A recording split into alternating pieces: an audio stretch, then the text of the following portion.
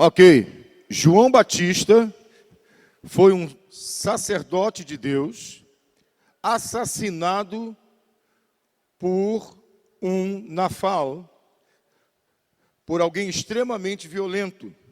O Mestre Jesus, então, não está dizendo para que nós venhamos fazer força para alcançar o reino de Deus. A palavra grega, nesse texto, não dá a ideia de nós nos esforçarmos como nós pensamos, pela consagração, pela busca. Em outros textos nós poderemos falar desse assunto, que é um tema que eu amo, que é a consagração. Mas não Mateus 11:12, ele está falando que fizeram violência para se apoderar do reino. Neste contexto, em Mateus capítulo 11, versículo 12, o Mestre Jesus está querendo dizer que fizeram violência a João, como haviam feito violência ao reino de Deus desde o princípio. Existe uma conexão interessante entre Abel e João Batista. Em outra ocasião, nós poderíamos fazer essa comparação. Ambos tinham muitas coisas semelhantes entre si. Ambos tinham quase que a mesma chamada e ambos foram martirizados. O Mestre Jesus, em Mateus capítulo 23, verso 35, faz uma lembrança de Abel, muito interessante. Mateus, no capítulo 23, verso 35, ele diz o seguinte: para que sobre vós recaia todo o sangue justo derramado sobre a terra. E ele afirma, desde o sangue do justo Abel, até ao sangue de Zacarias, filho de Baraquias, a quem mataste entre o santuário e o altar. Mateus 23, verso 35. Mateus 11:12, João Batista, o mártir, debaixo da opressão de Nefilim. Agora, Mateus capítulo 23, versículo 35, Abel. E é interessante que quando o Mestre Jesus faz a sua lista de justos, a sua lista não começa por Adão. A lista do Mestre Jesus não começa por Adão. Se fôssemos fazer uma lista de justos, Adão não apareceria nessa lista de justos. Na lista do Mestre Jesus, o primeiro justo foi Abel. Isso mando já um recado para quem vai estudar conosco sobre Gênesis, e destruindo a ideia de que Adão foi inocente. De que Adão foi inocente e depois consciente. E nós temos proposto que Adão não foi inocente, mas foi um transgressor consciente. Em Mateus capítulo 23, verso 35, o Mestre Jesus desafia, falando do sangue do justo Abel. Ou seja, quando ele quer fazer menção ao que aconteceu desde o início até o período interbíblico, que é quando vai existir Zacarias, filho de Baraquias, quando ele vai fazer uma correlação. Abel está em Gênesis, esse Zacarias está em Crônicas. Então a Bíblia hebraica vai de Gênesis a Crônicas. Quando ele faz esse resumo, ele coloca Abel como sendo o seu primeiro mártir. Ou seja, vítima de um nafal, vítima de Nefilim. Isso não é guerra humana simplesmente. Não é violência pela violência. É uma violência feita contra o sacerdócio de Deus para atingir aquele que não pode ser atingido. Preste atenção no que temos falado. Então, quem seriam os Nefilins? Homens violentos, desde Gênesis. Homens extremamente violentos. Homens que não têm a bênção. E para se apropriar da bênção, fazem uso de vários recursos. Homens que não têm a presença de Deus. Então, precisa do acúmulo de bens, precisa do entretenimento para suprir a ausência de Deus, e quando estão em falta, fazem uso da arma e da violência para obter os seus intentos. Essa é a sociedade dos espinheiros, uma sociedade que tem como premissa mostrar para Deus que é possível viver sem Ele. Exatamente o contrário do que o Mestre Jesus ensina. Na oração ensinada pelo Mestre, ele falou, Avinu Sheba Shamayim, Itkadesh Shimcha, Pai nosso que está nos céus, santificado seja o teu nome. Como carente de Deus, como precisando de Deus. Preste atenção, em Mateus 11:12, ele cita João Batista como seu herói, vítima de violência. E ele fala que desde os dias de João se faz violência contra o reino de Deus para tomá-lo. Depois, em Mateus capítulo 23, 35, ele cita Abel como tendo sido a primeira vítima de ramais, de violência para atingir a Deus.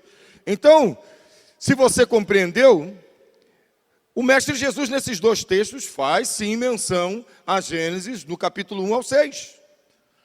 Uma menção clara e direta e dando a entender que aquilo não parou, que aquilo não cessou, e claro, está longe de cessar. Existe um termo em grego chamado anticristo que é muito famoso.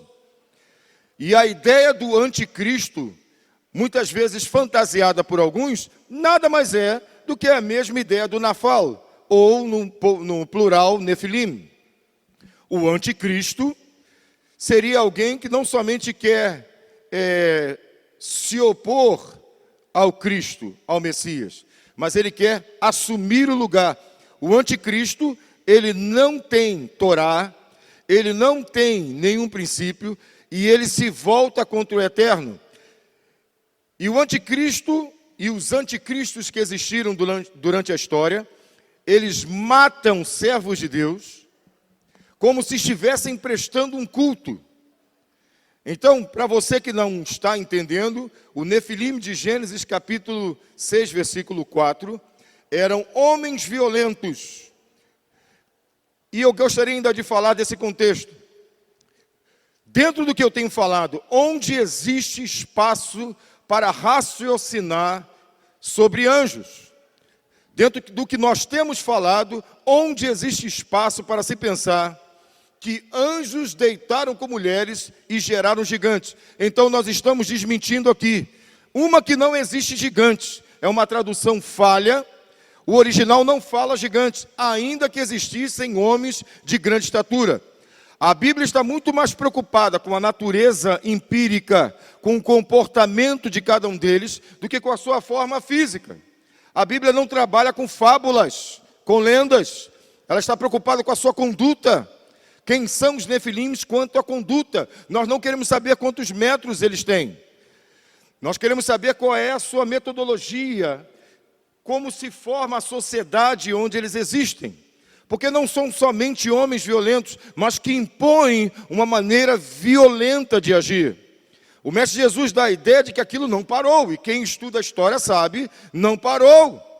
Vários impérios surgiram depois do dilúvio.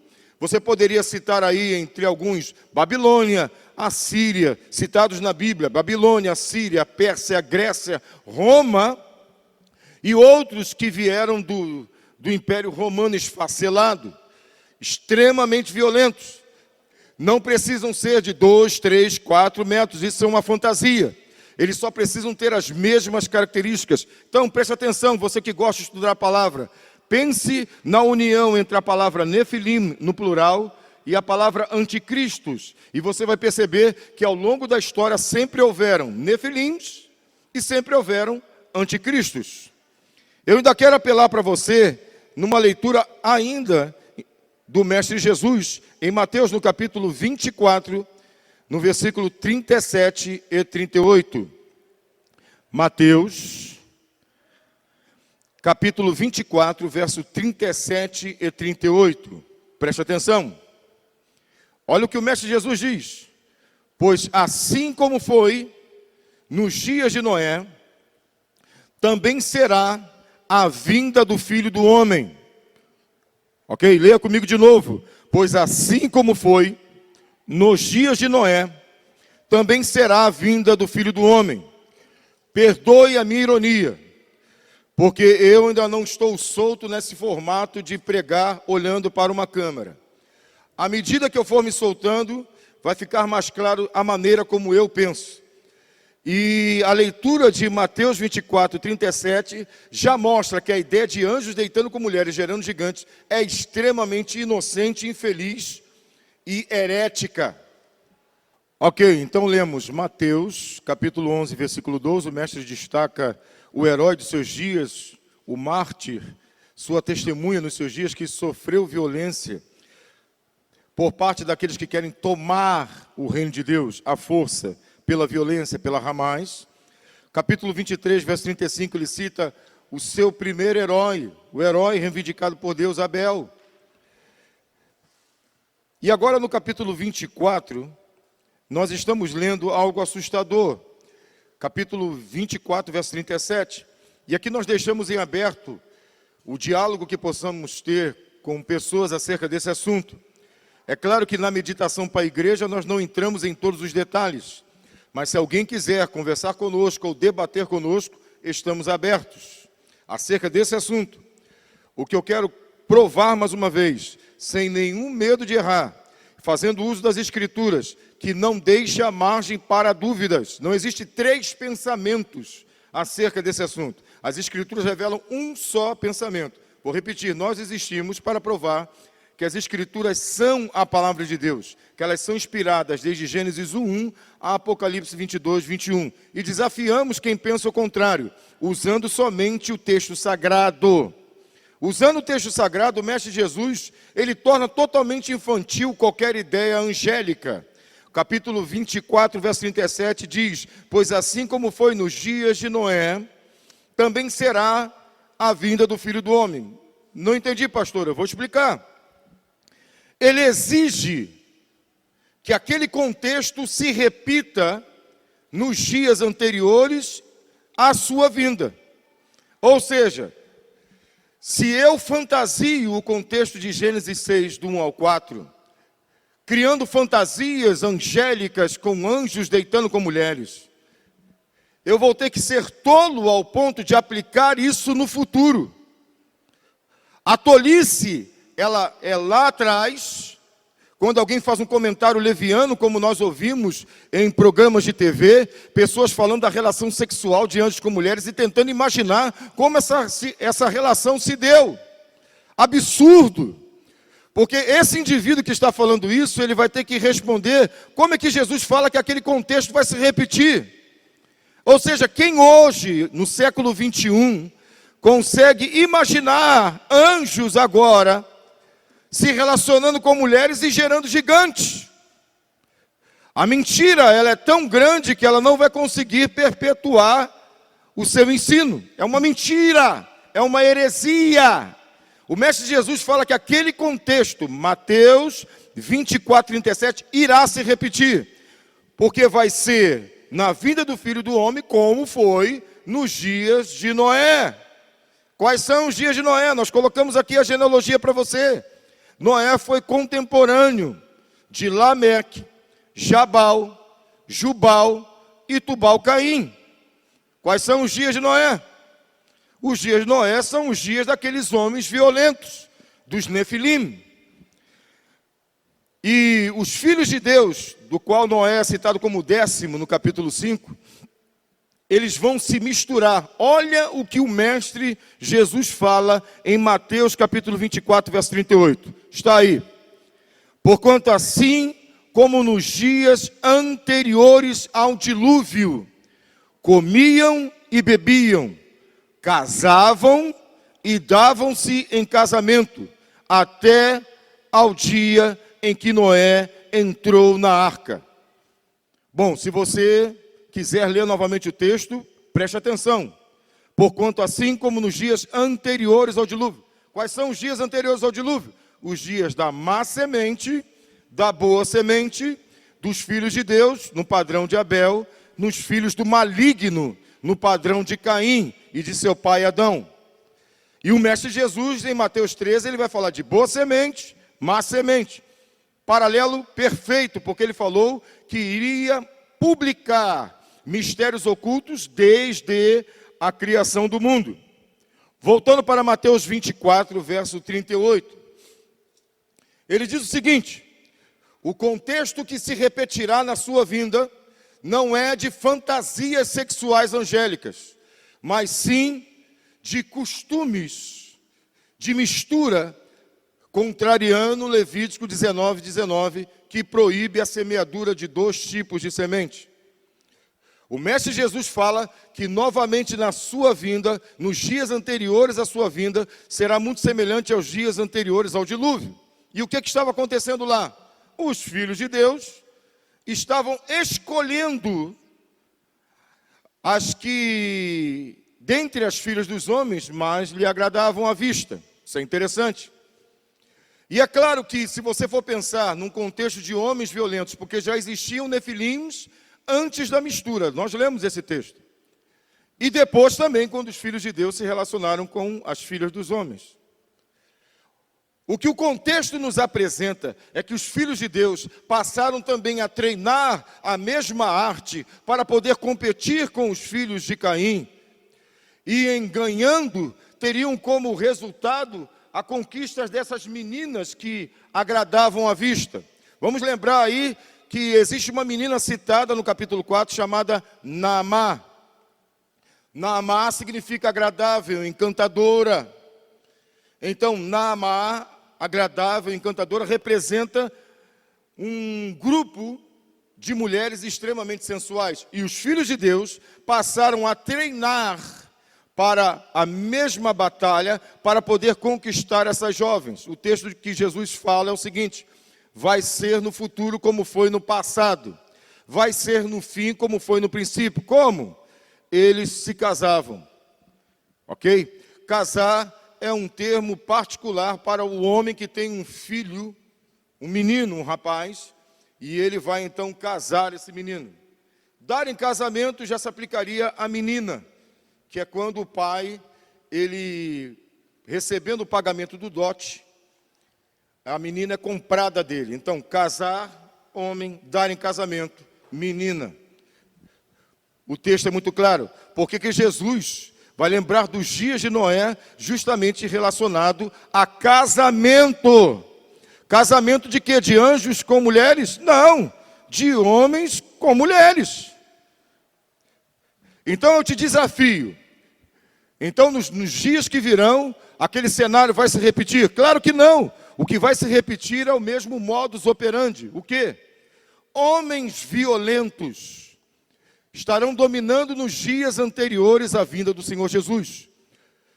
Eles não serão chamados de Nefilim, mas vão ser chamados de Anticristo.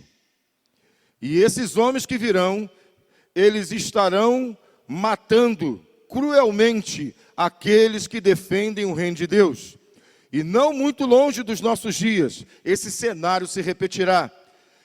Ao longo das 7 parábolas, em Mateus capítulo 13, do 1 ao 52, nós queremos te desafiar a estudar conosco, a partir da parábola do joio na semana que vem, quando nós vamos mostrar que não somente no passado existiram homens infiltrados, que não somente no passado existiu a mistura entre as duas sementes, mas que o Mestre Jesus, depois de fundar uma igreja pura, ele vai nos dar um relatório tenebroso e vai nos contar a história da igreja, desde quando ele fundou até o fim. E, para nossa surpresa, é um relato extremamente forte. Jesus vai se assentar conosco e nos mostrar que dentro do seu reino vão surgir homens que vão ser favoráveis à mistura e que a mistura vai tirar a essência da igreja. Se você hoje observa à sua volta uma incoerência entre o que está escrito na Bíblia e aquilo que os chamados crentes dizem, fazem, vivem, é porque você precisa estudar conosco para você ver que Jesus de Nazaré fundou uma igreja pura, mas que ele tinha consciência de que ela se perverteria ao longo do tempo. Eu não falo a igreja noiva de Jesus, mas a igreja que ao longo do tempo se deixou levar por vários costumes, por vários princípios errados, e principalmente por lideranças do maligno. Nós queremos denunciar que ao longo das eras, a igreja foi muitas vezes liderada por espinheiros. Esse é o nosso desafio, mostrar que Jesus sabia que a sua igreja durante a história seria liderada por homens ímpios.